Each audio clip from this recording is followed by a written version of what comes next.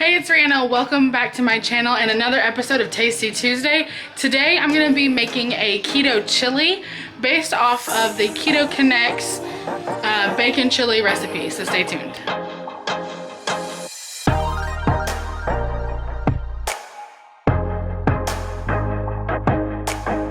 So with the weather getting cooler, I knew I wanted to make a chili recipe, so I did some Googling and I found on Keto Connects blog, they had this recipe for bacon chili and I wanted to try it out. I am making a slightly bigger batch, but I'll have a link down below for the recipe that they use, and so that way you can follow along with their recipe. The ingredients that we're going to be using today are, I have about 2 pounds of ground meat.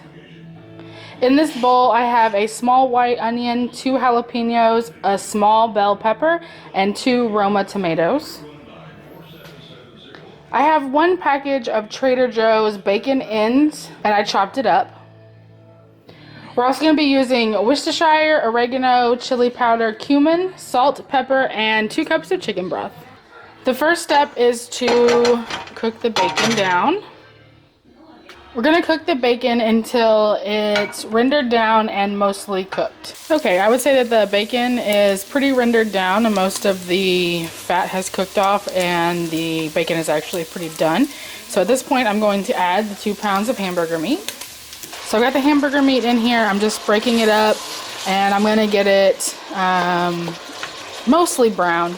I mean, it's going to simmer for about 3 hours, so you don't have to get it cooked all the way, but you do want to get it mostly cooked.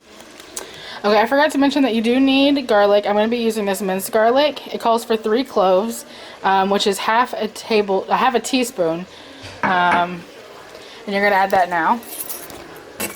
The brown meat is pretty much cooked all the way through, and so I'm going to add the garlic. Okay, so now you want to add the rest of the ingredients, which is the onion, bell pepper, jalapeno, tomato, and then I already put the garlic in there. And I'm also going to add all of the spices now. I don't have my tripod, so I apologize.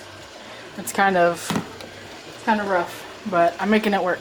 It's 1 tablespoon of chili powder, 2 teaspoons of cumin, half a teaspoon of black pepper, 1 teaspoon of salt, 1 teaspoon of dried oregano, and 1 teaspoon of Worcestershire.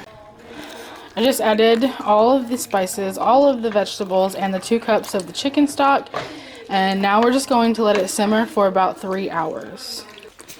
Near the end of cooking, when you get towards the end, maybe like the last 30 minutes, you're going to want to take the lid off and allow it to reduce a little. That just looks good already. I can't wait for dinner. Here is the finished product. It's been simmering now for about 4 hours. Around the 2-hour mark, I removed the lid and let it simmer for a while without the lid on to absorb some of the liquid. And then around the 3-hour mark, I added some xanthan gum to try to thicken it up. Literally like a teaspoon at a time until it got to the desired thickness I want. So I think I use about 2 teaspoons. I put a little sour cream, a little bit of cheese, and now I'm gonna try it.